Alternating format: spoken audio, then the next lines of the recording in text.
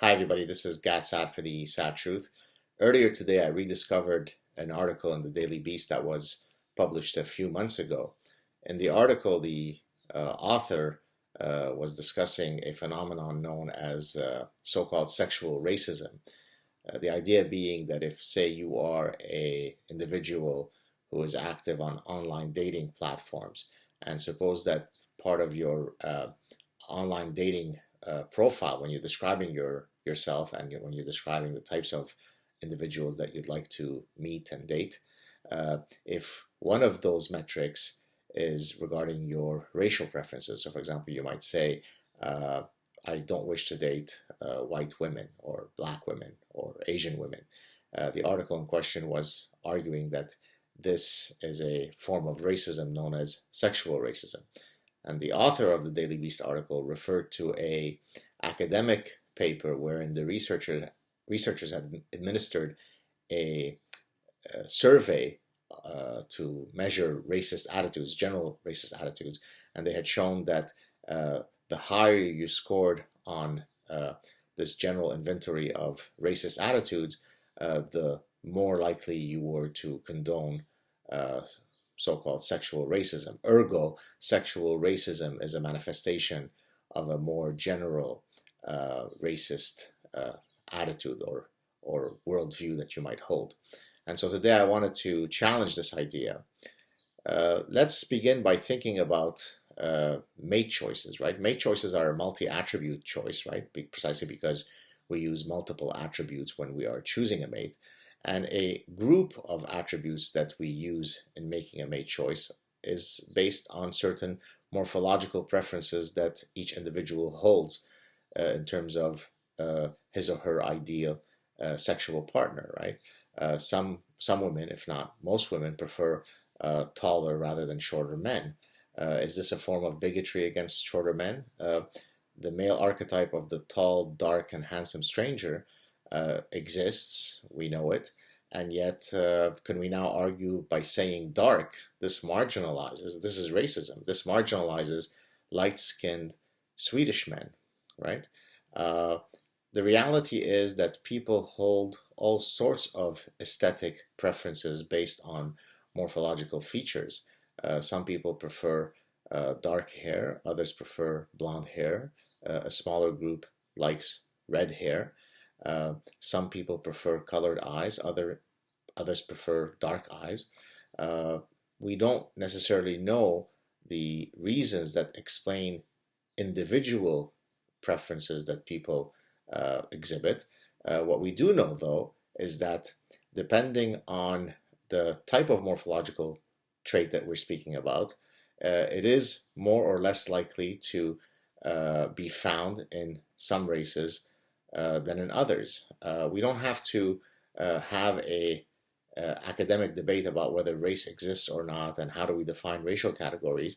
We do know absolutely that on average an indigenous Ethiopian woman has certain recurring morphological features that are distinct from a light-skinned, white, blonde, blue-eyed Swedish woman. Now, some men will find the Ethiopian woman to possess intoxicating and alluring features, while others won't. Now, that won't necessarily be due to racism. It'll be due to the vagaries of their individual idiosyncratic preferences, right? Let's push this sexual racism argument to its sort of satirical conclusion. I am a heterosexual man. In my sexual history, I've only had sex with women. Well, wait a second now. The Sexual Diversity Affirmative Action Committee might come to me and say, hey, wait a second. You're excluding half the world's population, known as men, from being possible suitors for your affections, Dr. Saad. And so the only way that we can clear you of any homophobic latent tendencies that you might have is if you quickly rush to have sex with, let us calculate here the quota. Yes, it's 4 Turkish men. Please be sodomized by 4 Turkish men and all will be forgiven. What about having sex or not having sex with pre-operative transsexuals? Is that a form of transphobia. Now, you can go to porn sites where that's very much the niche that is being exhibited, right? You see all sorts of uh, transsexual men having sex. Uh, Many men don't find that appealing, others do. So, should we now expect that any man who says, look, I'm really interested in having sex only with uh, women, is that transphobic? Right? I mean, again, uh, this is a manifestation of the victimology narrative uh, going on steroids, right? The reality is that there are endless forms of true bigotry, true intolerance, true hate. There is homophobia in the world. There is Jew hatred.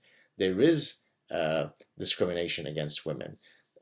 Let's fight true cases of hate. Let's not construct fake cases. People have a right to have preferences in terms of the morphological features that they find attractive in prospective mates, right? I mean, each individual's reproductive choices are his or her to make.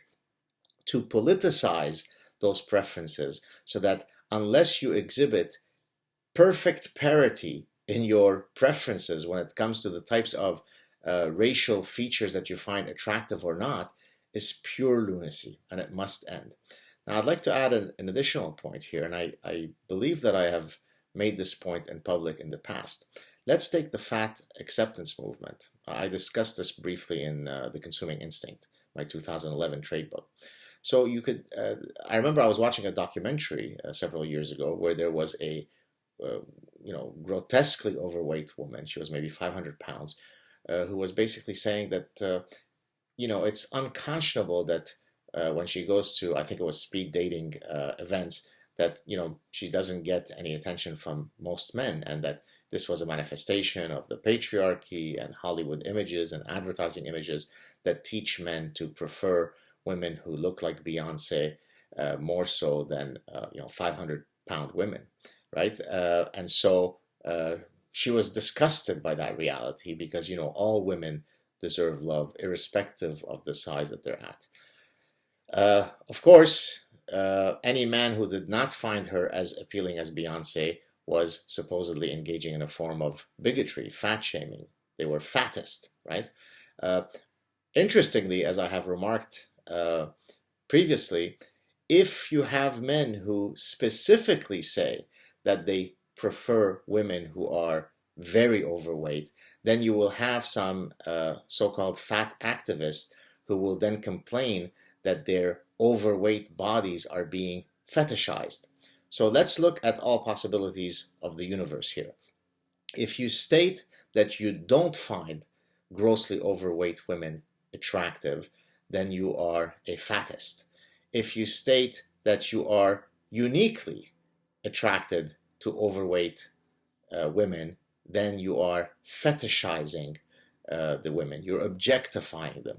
So there is no state of the world where you don't end up being a hateful, bigoted person. The same exact logic applies to say whether men are attracted to black women or not. If somebody says, I don't find black women attractive, holy moly, you're a KKK member. If on the other hand you say, I find black women to be so beautiful, I like their body types, the way they move, then it becomes a form of fetishizing of the black female body, and you're a KKK member. So you don't like black women as sexual partners, you're a KKK member. You uniquely like black women as sexual partners, you're a KKK member. There is no way you can avoid being part of the KKK. Again, this is all a manifestation of victimology gone haywire. We need to put an end to this. People have to challenge this lunacy and stop it, right? Again, the reason why it's so important to do so is because it takes us away from genuine hate, genuine bigotry, genuine racism, genuine homophobia that does exist. There are no end of, there are endless examples that we come up with from around the world where all of these things are institutionalized as part of a culture, if not a religion. And yet the people in Western campuses are quiet about this because, they have to fight the real sexism and racism that we find in online dating platforms. It's grotesque, it must end. Please share this video. Please consider contributing to my Patreon account. Talk to you soon. Ciao.